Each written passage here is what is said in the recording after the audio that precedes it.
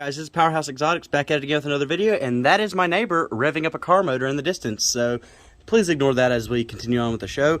Today I'm going to be teaching you how to build a bioactive terrarium. Now, if you're wondering what that is, it is basically a terrarium that is self-sufficient, and it can clean itself, it is able to, fully sustain itself without you having to put in much work. So, we're going to go over some basic materials you'll need. You'll need either egg crate or some sort of stone or clay ball or pebble, something that is a porous material that allows water to go through it. You'll need either screen mesh or weed blocker, which is like this thin stuff. I had to cut it in 2 pieces because the first time I cut it, it wasn't the right size, so I had to cut an extra piece to cover it up. You'll need some sand. You'll need some wood of your choice. This is some wood that I forgot the name of, but I've been using it in my non-bioactive terrarium, so it's perfectly safe. You'll need some cocoa fiber or something like that. You'll need either sphagnum or peat moss. I prefer sphagnum moss as it's more environmentally friendly. Peat moss is it's a renewable resource, but they have to destroy bogs and native habitats in order to get it. But sphagnum moss is more obtainable. You'll need some sort of organic potting soil that does not have any kind of perlite, vermiculite, any kind of pesticides in it. This is the Scott's topsoil with all organic material. You'll need some water. Now, this water is from my fish tank filters, and the reason I have dirty fish tank water is because it has lots of beneficial bacteria in it that will allow for the terrarium to be kick-started, and, beneficial bacteria is what will break down your frog or your, pets or your lizard. I'm putting a green tree frog in here, my American green tree frog Bert, but, yeah, this stuff helps break down their waste. You'll need some sort of cocoa husk. That's just like a little bark. You can also use orchid bark or something of that matter. You can use either silicone or some people use Gorilla Glue. Personally, I don't trust Gorilla Glue too much. Right now, I'm going to be using hot glue, which is going to be very difficult to do. So, yeah, a lot of that's going to be off camera because I can't hold a phone and do that at the same time. So, without further ado, let's get into the video. So, for starters, we're going to go with the drainage layer. Now, what the drainage layer is it allows for water to go through, to seep to the bottom of your tank without, sitting stagnant at the bottom of the tank, and it'll cause your plant's roots to rot, and it'll cause the soil to get all nasty, and it'll be horrible. It'll cause mold, and which can kill your animal. So you're gonna need something that the water can go through. But if the soil can get through it, that defeats the whole purpose of the drainage layer. So you're gonna need something that can block out the soil from getting into the drainage layer. Right now, I'm gonna be using this weed blocker. You can also use some really fine mesh or any kind of porous, some sort of some sort of cloth that will not deteriorate. But yeah, you'll need to make sure cut size is a 10 or 12 by 12 by 18 Exoterra. It's the equivalent of a 10-gallon pretty much. So a perfect size for our little froggy friend that's going to be living in here. So yeah, that's pretty much all there is to a drainage layer. Instead of egg crate was kind of expensive, but I just found it easier to work with, and I thought it was more fun to work with. I'm going to roll a clip of when I was putting the egg crate together, just so you can understand the shape of it. And yeah, my kitten Torty quite enjoyed it. So yeah, roll the clip.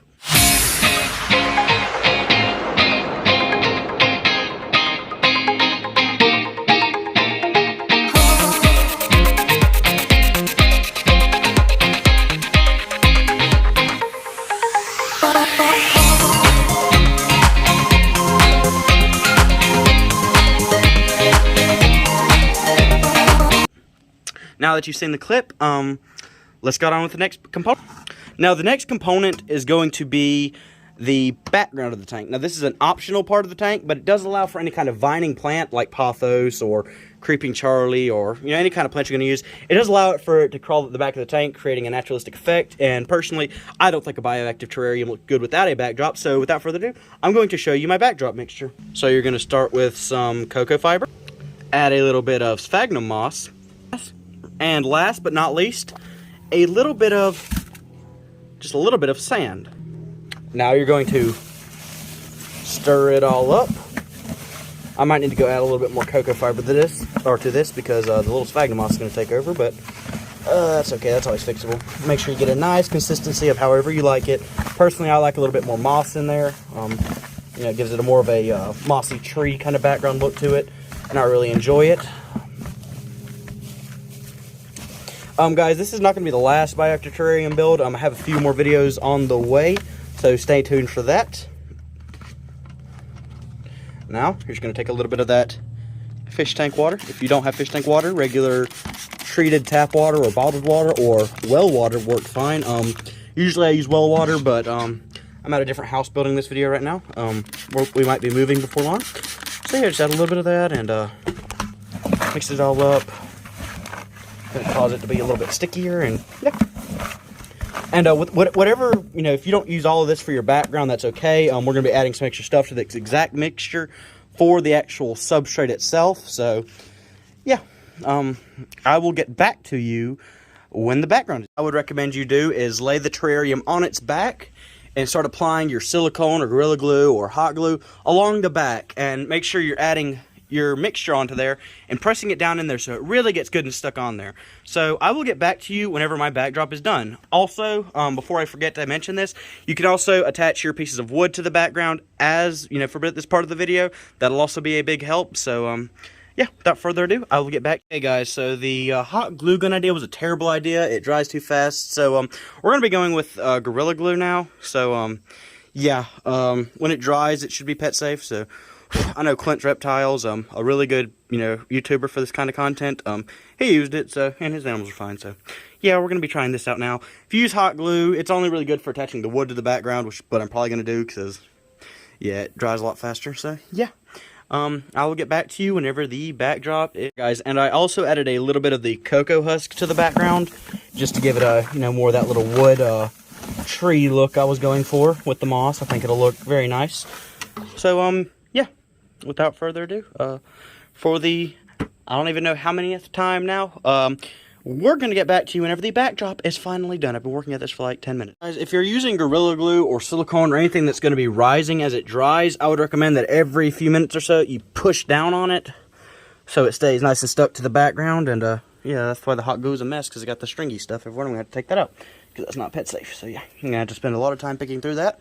And also, make sure you leave a little gap right there for your soil to go through. And yeah, the background's on, so just got to give it a little while to dry, and kind of pick these little bits out, and we'll get back to you when we flip the tank through. Okay, everyone, so I didn't have any isopods or springtails for this video. I'm going to be getting them at the next expo I go to, but for now, I'm using the darkling beetles, which are what an adult mealworm turns into. They are detritivores, just like isopods and springtails, which means they eat the decaying, rotting matter, so any kind of plant waste or your animal's waste. So for now, I do not have those. You know, just a heads up, so I'm not going to be adding those at the very end. I'm just going to say now I have, yeah, I have those little guys doing the cleanup crew over there. I have another one over there. So, yeah, just in case you're wondering, oh, you forgot the cleanup crew, I have a temporary cleanup crew for now. And, yeah, these guys should get along with the springtails and isopods as well, so I shouldn't have to take them out. And maybe they'll breed and make more mealworms for me, and I'm not going to complain about that because that's free food. So, yeah, I'm also going to be getting springtails and isopods. I also don't have the exact plants I'm going to be needing in the video. I'm getting a golden pothos because that's the most simple plant you can get, and I would recommend any beginner get it because, you know, it's just so easy. I kept one alive in my green and old tank one time, and yeah, they're super easy plants, super cheap. Those little guys are going crazy pushing up the soil. But yeah, I forgot to mention these guys because I remember I forgot to mention that the cocoa bark I use in here was for my frog's old terrarium. I don't know if I mentioned that or not. I might have not forgotten, but because it had the good beneficial bacteria in there. So yeah, and I forgot I had a few darkling beetles in there because I just threw some mealworms in there for them to eat one day, and they got out, and so yeah. So, that's what we've got for now. So, yeah. I'll see you in the next part.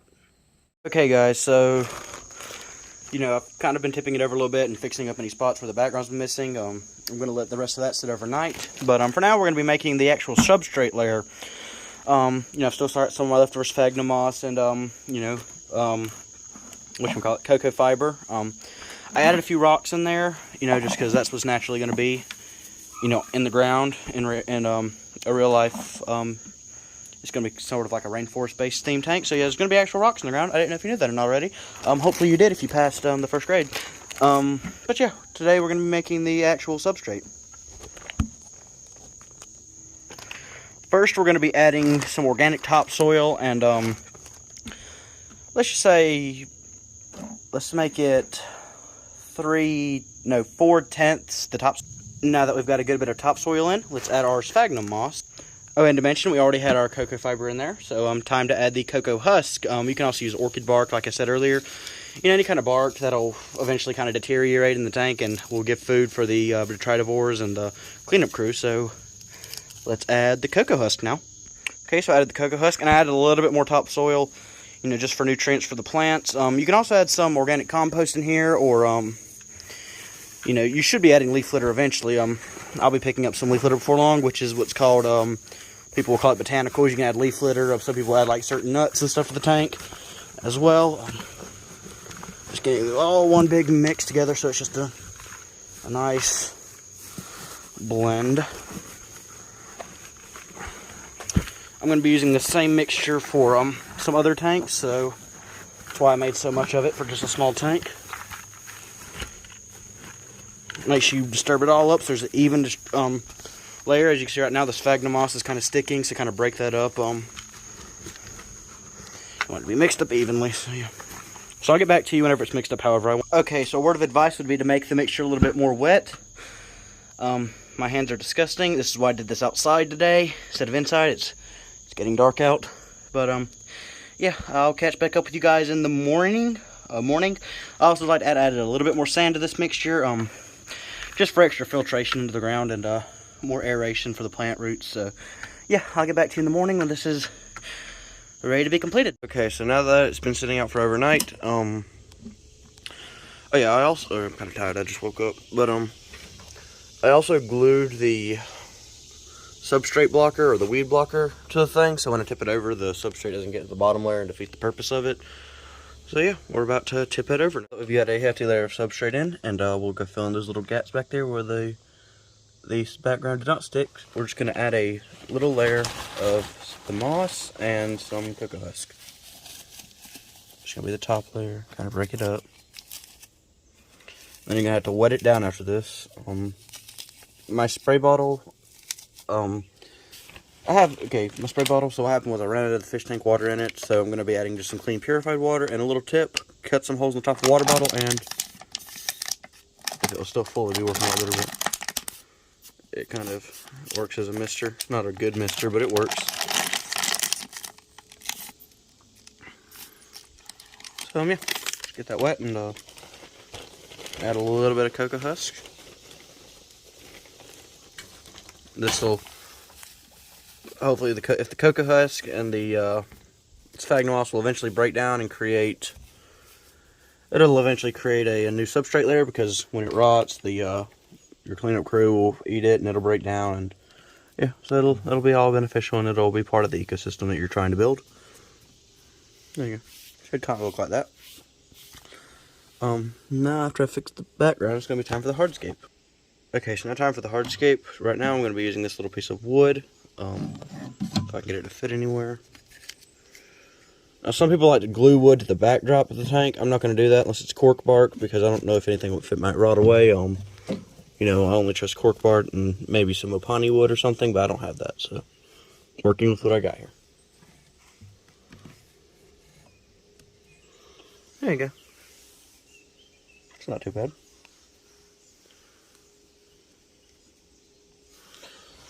Add a few other pieces of wood. Okay, I'll just get back to you in a... Okay, so the hardscape is now complete. I have a piece of, I believe this is oak. I know I forgot the name of it earlier, but now I'm pretty sure it's oak. And this, I don't know what this is. It came with the tank when I bought it a few years ago. And the person had it, they had crested gecko in there that lived its whole life with it just fine. So I was like, oh, might as well test it out after I clean it out right. I kind of boiled it and all that before I put it in there, and yeah, it's been working for me for about 1.5 years now, so might as well put it in there. Yeah, once you add plants, that's just about all there is to it. That's about all there is to a BIOACTIve terrarium. I just gotta fill in little gaps in the back that I missed. These very top parts I'm not going to, because then that's where the lid goes, so I don't have to worry about them. But yeah, just about all you need to know. Get a good light. Depending on the plant, the plant you get will determine what light you get. Sometimes you can just use a regular UVB bulb for it. Sometimes you can use regular LED lights. Sometimes you can get plant-specific lights. Sometimes you can get terrarium plant-specific lights. It's all up to the plant. I'm going to be putting a pot though, so I can probably use a cheap LED light just to use it instead, because it's not a demanding plant at all. So yeah. This has been Powerhouse Exotics, and I'll see you again in the next video. Bye-bye.